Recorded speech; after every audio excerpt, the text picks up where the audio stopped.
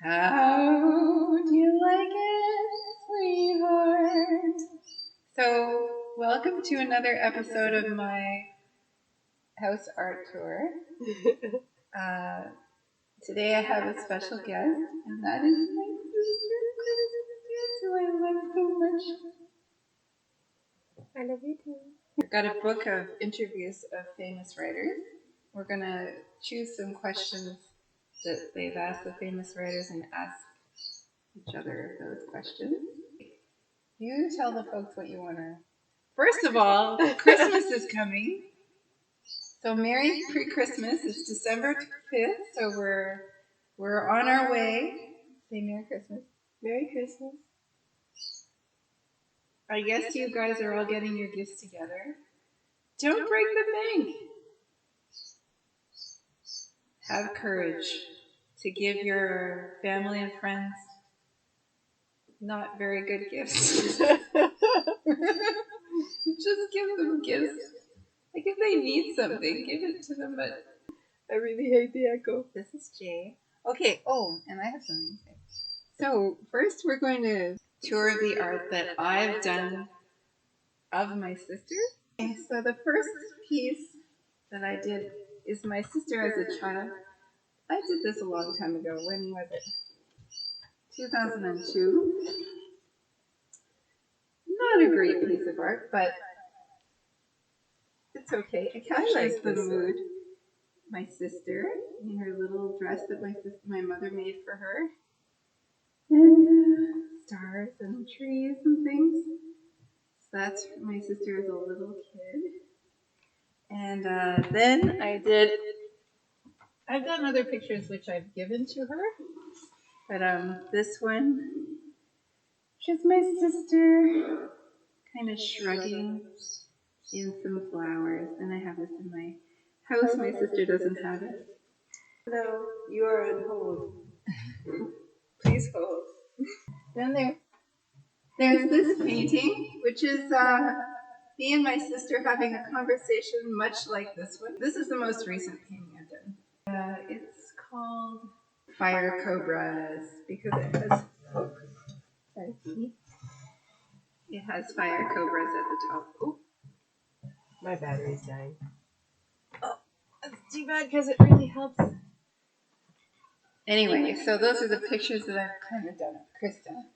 And we're going to now look at Krista's art that she has in my house, but not the art that she has. She's brought her art with her. Hold on. Tell the folks. I don't know what to say. Tell the folks how you feel about art. Well, most of my art is hidden, and I only usually draw art when I am feeling highly emotional, and so I tend to keep it in a book. Although lately I have been doing more work just with a fantasy world that I've created. I've created a couple of fantasy worlds now, and I'm writing several books with these fantasy worlds in them, but they're not in any way. They're a jumble of body parts at the moment. So I'm not going to tell and give you any excerpts. Here's Riley. She is doing great. She has an amazing imagination, my sister, and her stories are incredible, and her art has always been incredible. So the first piece that I'm going to show you is, I'll try to choose the oldest, which I think is this one, sweetie. I think so. That was 15, when I was 15. She was 15. And she did this incredible piece. Can you see it? Mm-hmm. So now, sweetie, tell us all about this picture. Well, I actually painted this for Riley, and I was going to be heading down to visit Riley. I think you were staying downtown somewhere. And I painted this throughout the afternoon. I was actually thinking about Riley as I was painting it. And I left this on the door. Maybe I was older than 15 because you were on Rideau Street. So I left this on Rideau Street to tell to tell Riley that I had been there. And I think this was also around the same time that I met Cheryl Pelow for the first time, and her work influenced these little orbs that you see here and here. And I really hate this echo. I'm turning off the echo. But anyway, these here and here are kind of tributes to Cheryl Pelow, who I thought was the most magical person. And I had just met her, and I think I had bought some earrings off of her too, and I still have those earrings. And that was I was on my way. I was back and forth from Theater 5 at the time. Cool. So that is what this painting is about. Can we just talk about Cheryl Pelow and how awesome she is? She really is awesome. I love Cheryl Pelow. She is a magical person. She can cast a horoscope, that's for sure. She's just and she's so giving and caring and loving, giving to the community. She's very generous with her time. She loves younger artists. She's very encouraging. She's great. And who else is great? Joanne Gervais. Joanne Gervais, very generous artist. I have pieces by Joanne Gervais here that she gave me out of the goodness of her heart, and I love them. And she's so animated. Oh yeah. Who else is great? Karen Pepperkorn. Oh, she's magic. She's absolute magic. Great teacher of art. Everybody I know who has ever had Karen Pepperkorn loves her. Absolutely. Absolutely. I don't know how she has the energy. She's like everybody's art godmother. That's right. And she has a little place down on Princess Street now, doesn't she? Yeah. Have you been in? No. She has a grant. She got a grant to open that place. Is that right? I have no idea how she runs. It has instruments in it. It's beautiful. It's mostly it's a place for artists to sell their work or their prints. It's a tiny little place, but it's packed with art. Oh, that's nice. Oh, she's so helpful and giving. Big helpful hearts. That is what makes artists. You know what I mean? Helpful, generous-hearted persons who encourage other people to make art. That's what makes artists. Or sometimes like terrible conditions make artists also. But anyway, on to the next piece. Is this one newer than this one? Or is that one older? That one, this one's not finished yet. You took, I was destroying it, so you took it away from me. Oh, did I? Yeah. Okay, well, which one do you want to talk about? Well, this one's, yeah. Whoops. I have to turn this off now because we don't have battery. There. Okay, so this piece here is, oh, so good. It's like a crone woman. I don't think that's even finished yet, actually, either. But it certainly lived up to.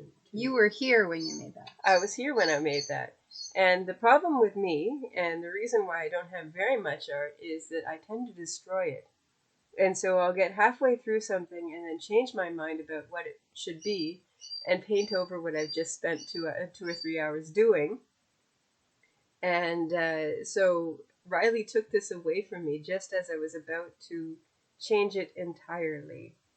And so for me, it seems half finished, but it might have been for the best. And I think I need a guardian to rescue my art half the time. Or an assistant. Yeah. It'll be like, okay, that's enough for you. Yes, because I destroy my art. And I'll spend 6 months picking up and destroying a piece and putting it back together again. And that's why I don't have very much art. That's okay, sweetie. It's also why I had a hissy fit. Lots of artists do. Lots of artists do that. You had a hissy fit. Tell us about that. Okay, well, when I was 27 years old, I had a bad commission. I was just about finished. I had worked on it for about 6 months. It wasn't my idea or my style. and I was just about done this horrendous painting that somebody had hired me to do. And I noticed that the tint was off in the painting, and so I mixed it with glaze, but I put too much pigment in the glaze, and it was one of these glazes where you put it on opaque, and when it dries, it becomes translucent. Well, I'd put too much pigment in, and I ended up painting over the entire thing, and I had to paint the painting over again, and it took another 3 months to do, and I hated this painting, and my hands broke out. It was awful. I was reacting to the paint. I was reacting to this painting, and I swore to never be an artist again. And I went back to high school, and I got my high school diploma, and then I went in. I decided to go into the sciences because it was the least artistic thing I could do, and spent the next 8 years getting a science degree. So it was in all about a 10-year hissy fit where I had to learn. I was only allowed to take 2 courses per semester because I was a mature student and because I had dropped out of, essentially stopped going to high school. And then after all of that and getting a Bachelor of Science in biology and doing fairly well and having very, very artistic biological drawings, I finally got a job as an editor and realized that, well, I'm still an artist, and I started kind of working a little bit on the side to do my paintings and stuff. But again, I still have the problem with destroying my art. And so when I came over here to do this, Riley took this away from me about an hour into it, saying, "No, no, no, this is enough. Go on to the next canvas." And I think that's what this one is. Oh yeah, this one. See, there's something about her work that's so good. I really like. By the way, this piece is amazing. I feel like look at that. Look at that depth, you know. And so this one, I want to get a good shot of it. This one kind of reminds me of like something European. Something a little bit Picasso too. Tell us about this picture. I have no idea. I know that this is part of. Look at the sky. This is the beginning of a universe that I was creating, and I have remnants. I have another one that's kind of close to that in here, which I may have actually started around that same time, and it's this one, where. Look at this. This one's called the and you can't really get the colors in here very well. Let's see if I can get it closer. But this one here is called The Problem with Serenity. And this woman here, or this person here, is doing her best to avoid her problems and trying to stay calm, just trying to keep her life serene by ignoring these problems. And as you can see, her problems are growing into having lives of their own now, and they are distorted. They're not. They're very. They're mutated. They don't. They're not growing properly. They're not healthy in any way, and they've taken over. And so now she's trapped in this position. She can't move anywhere because she has these creatures that are holding her down, and these are her own problems that she's ignored. She's got a lot on her shoulders. Isn't that great? Oh my god. Her illustrations are so good. Okay, give us another one. So good. So this one's a portrait of a girl. Now we help out. This is an actual girl. her name is, I should probably not say her name, but she lives in a country where it is very, very common for children who have developmental issues to not get any education. And she is one of these. She has some sort of developmental problem. However, in the country that she's in, rather it is actually more lucrative for a child to stay disabled and become a beggar than to be treated in the educational system. She can bring in more money for the family as she is nonverbal than she and unreachable than if she were able to get the therapy that she needs and the education that she needs. You can't see the depth in this, so you're missing some of the shadowing, but I think you get the gist of it anyway. So. Good. Beautiful. And isn't she amazing? And here, as I say, this is why all my books, my stuff stays in a book, is because the only time I draw is when I'm in absolutely horrible mood. Let's see when. And actually, I've been told after looking through this book, that they were glad, and that the person was really glad to see this stuff, but they never want to see it again. Well, some of it is beautiful. All of it is beautiful. Come on, let's see another one. Okay, we're not afraid. This is again.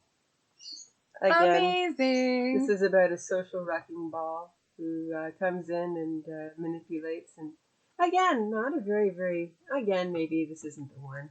No, you can show it, sweetie. It's beautiful. Let's see. Let's just look at it. We don't need to talk about it much.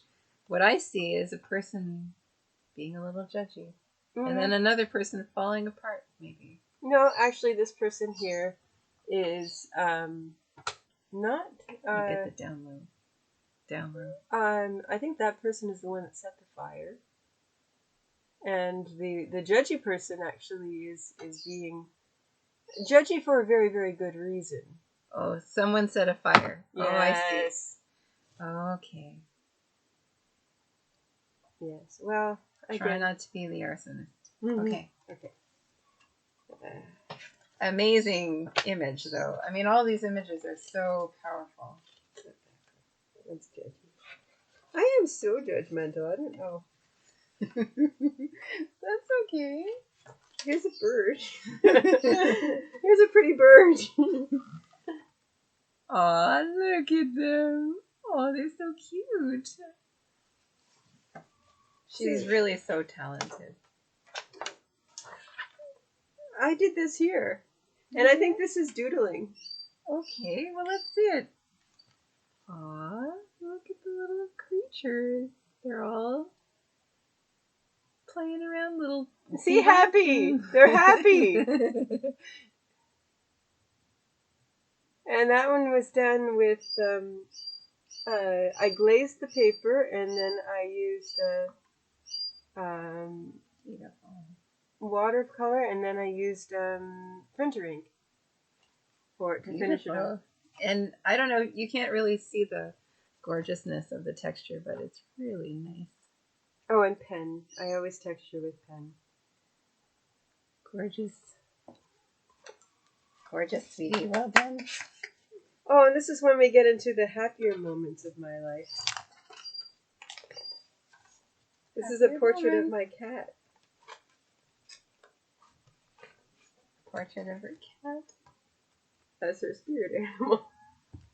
But if she was a snail. See, look at that talent. Look at that illustrative talent.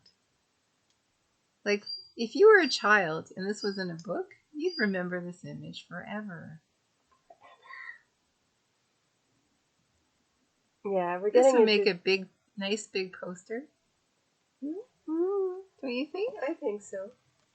So beautiful. And this one, I don't know whether this is going to show up on camera or not because it's all metallic. Well, it's beautiful, so we should give it a shot. This is done in metallic, with metallic paint in the base, and then printer ink smeared over the top of it. Amazing. And then pen for the yeah. You can't catch the light very well because it is very metallic. Gorgeous. Gorgeously amazing. Just like her. So gorgeously amazing. I love her. Oh, and here's a little creature. Show it. It's so good. Okay. Well, this little figure here, this one right here, has been grabbing the feathers out of anything that flies by and trying and stealing them so that they can't fly in order that she can get off the ground. And the flying guy here said, well, you know, you're being an idiot. You're a plant. Plants can't fly. You're not supposed to. And so that's and there's a little short story that goes along with it too, but it's about, you know, not destroying who you are to be something that you're not. And so she has torn off every leaf that she has and tried to replace them with feathers so that she can fly. But as you can see, she is completely grounded. She has she's got vines, she's got roots. There's no way that she can actually fly. And so that's what this story is about. Again, a little bit judgy. Bit judgy. Yeah, I'm pretty good at that. That's why I keep them in my book. And frankly, the judgment though is based on what I'm going through, and generally it's me who's being judged. That's okay then. Yes. Yeah, I'm judging myself. And you're too hard on yourself in a way. This is but the art is another part of the story where the plant has finally grown to accept herself and let herself grow and become the home for everybody else. And now she can support. Look at this amazingness. Amazing. Just amazing.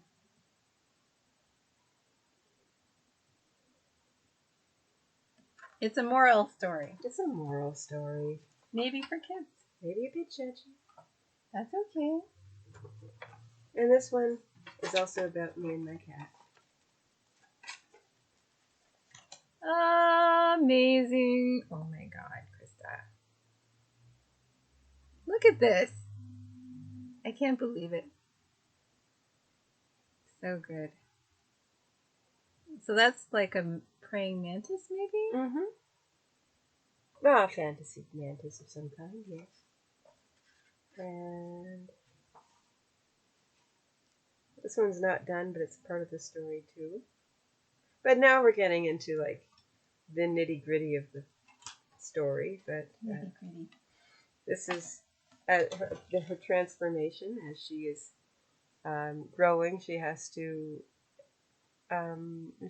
be treated. She because she tore off all of her leaves. She had parasites and she had illnesses, and she has to be rescued. It's a moral. I mean, there's a long tradition in art of moral judgment. I'll have you know. Mm-hmm. And I have, but it's really good. I mean, this one's not argue with that. But it's in the same story. Amazing. Oh, I love your art so much, sweetie. It's so good. I'm just going to flip back for a second.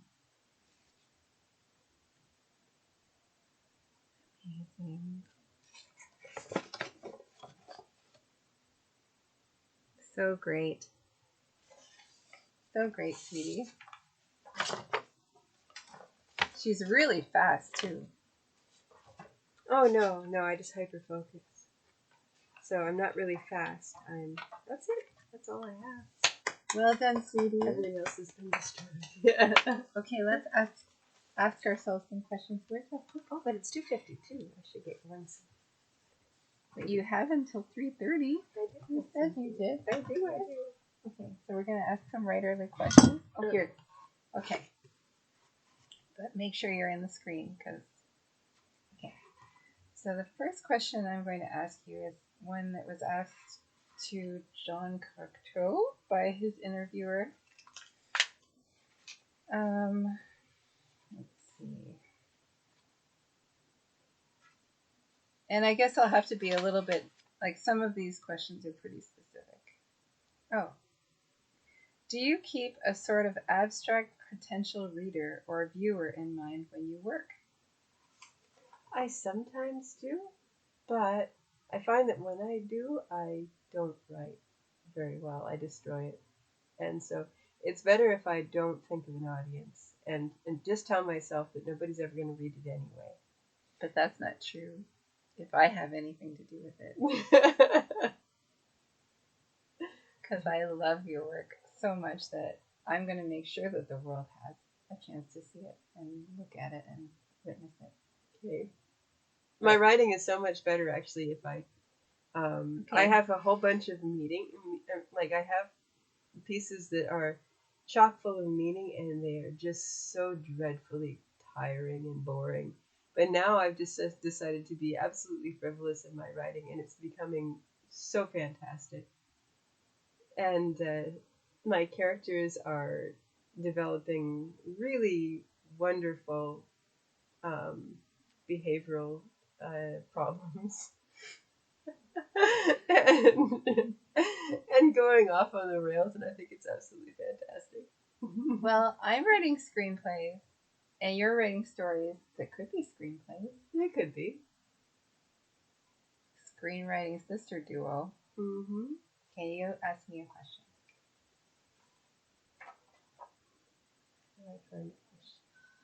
Is it the Italian? Allen Ginsberg. The questions are, it says, oh wow, he talks a lot. Look at that. The interviewer question. So it says interviewer. Good luck finding a question because Allen Ginsberg he just talks for pages. Oh my God, he speaks in full pages. Like I haven't seen a question yet. Oh my God. Is there wait, we got something here. Okay. Okay, that's specific. Maybe I can look again. Okay, I can paraphrase this. Is your writing ever affected by the music that you're listening to? 100%. Yes, it is affected by the music that I listen to.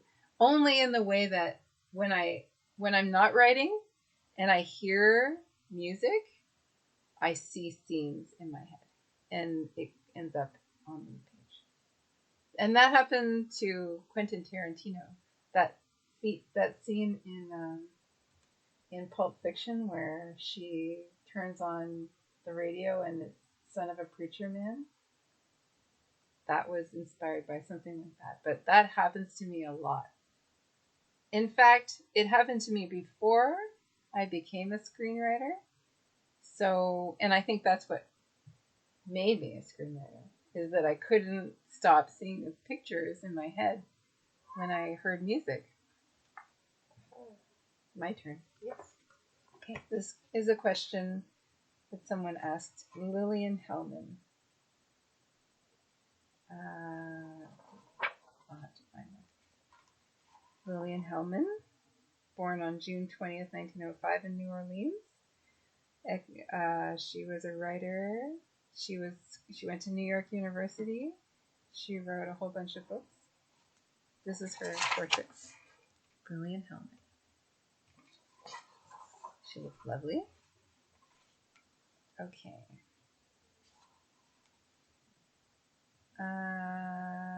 Which one of your works do you like the best in writing? Well, it's in pieces right now, but there's, I'll tell you that I have several running characters in my book. And in my books, and they're wandering from one piece to another, and so eventually they're gonna take over. But there's one particularly loudmouth. I wouldn't say loudmouth. I would say that she is a very boisterous old woman who is the character in most of my books, and she just discovered magic after having nothing, like no sense of magic in her life whatsoever. She had no sparkle left. She had nothing really to to keep her singing, so to speak. And she has she's just discovering freedom for the first time. She is fantastic. She will sing out loud. She will um, very, very strong, boisterous woman. Fantastic. And she's my main character for an adventure novel that I'm doing. Very cool. Your turn. Oh, and Jane wants to say something. Deeper. What's happening in poetry now? What's happening in poetry now? I guess that could be taken in a few different ways. What's happening in poetry now in the world?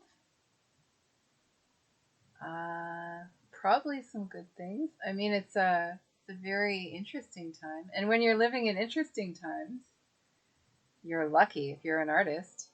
You don't want to live in a boring time. This is not a boring time, so I'd say what's happening in poetry is very exciting because it's responding to so much.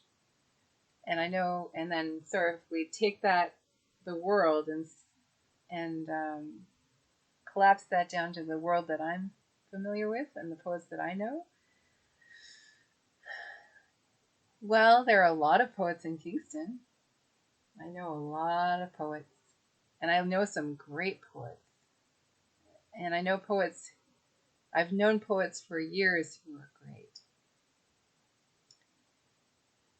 And some poets have never really had a fair shake, but they're awesome. You know. Anyway. And as far as me, I'm concerned, my poetry, what's going on with poetry now for me is I'm just chugging along with my poetry. I work well with poetry. Lately, I've been combining poetry and images, so that's been good. But yeah, there are lots of poets. I've been in groups of poets for most of my adult life. So I've had poets around me. I belong to poetry groups. I've belonged to poetry groups almost my whole adult life. And right now, the poetry group I'm in is really amazing. Really strong writers.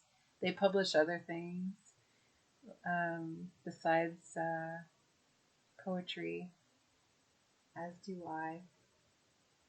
But anyway, that's how poetry is. Okay, now me.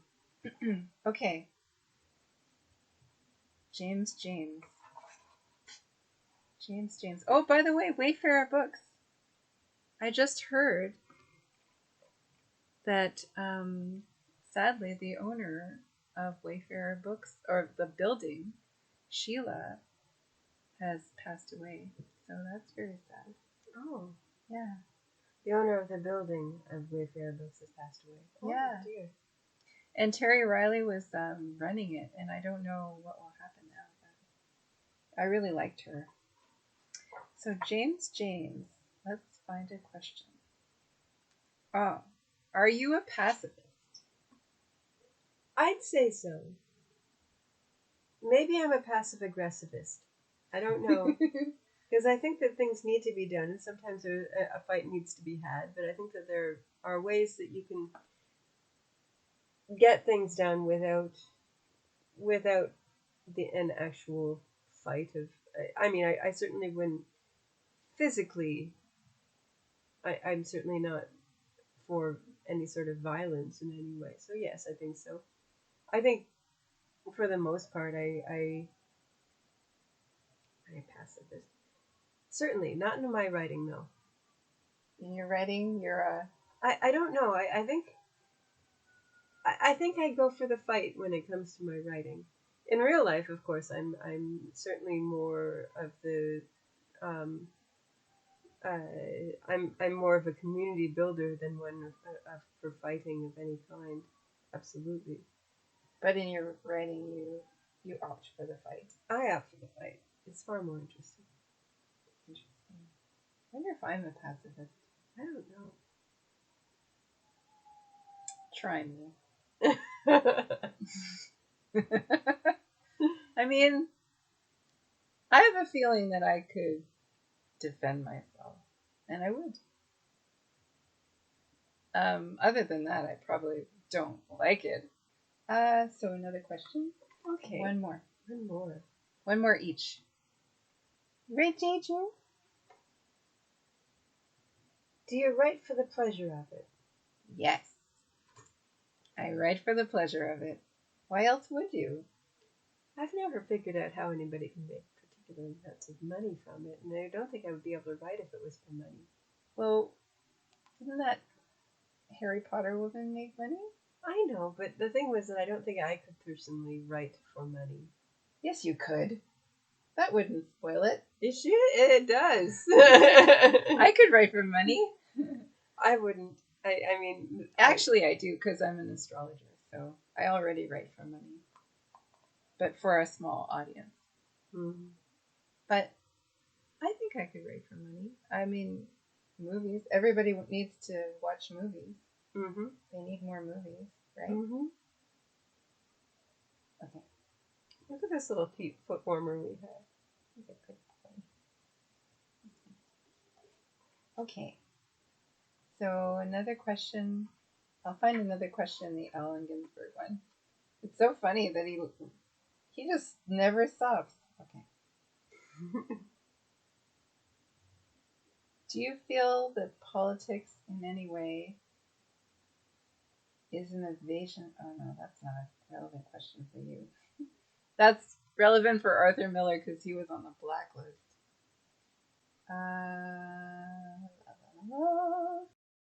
He was married to Marilyn Monroe, you know. Yes, I know. For 36 months.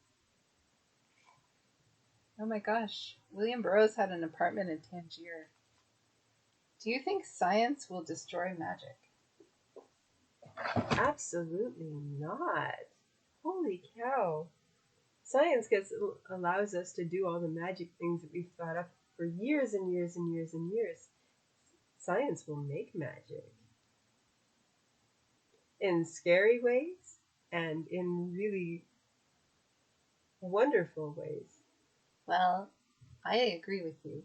I like science. Science is good because it just starts things. It starts a whole bunch of, every time you uncover the answer to a question, you get like a whole book of other questions. That's why I like science. I'm so happy that my sister turned out to be you. Oh, I'm glad you're mine too. But you can definitely see the transition as I was going through university. I went through quite a bit of a judgy phase when I was trying not to be an artist, but like every once in a while stealing over my Maybe there was something going on there. Yeah, you're like, I think I was resenting myself. Look at those people artist. having fun in a bar. I was trying to be so serious. What they're doing is wrong. So what you're seeing in this art is definitely when I was going through, like, I was trying so hard to be something that was me pulling out my leaves and trying to put feathers in. Maybe you're the person that was pulling out her leaves. Honey, sweetie, maybe that's the truth. Yes, it is. So what are you going to do now that's different? Well, I'm writing my book. Which is so great.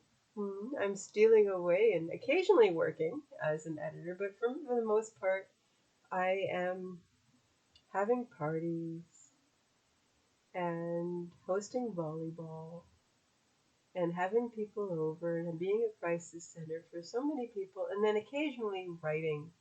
And it's so wonderful. And I'll do it in bits and pieces, and there's like 10 going on all at once. And some of them are children's books, and some of them are not. And some of them are, but they all have the same characters. Do you ever write horror? No. Do you ever write science fiction? Yes. Do you write suspense? I write mostly fantasy from my wonderful little magical world.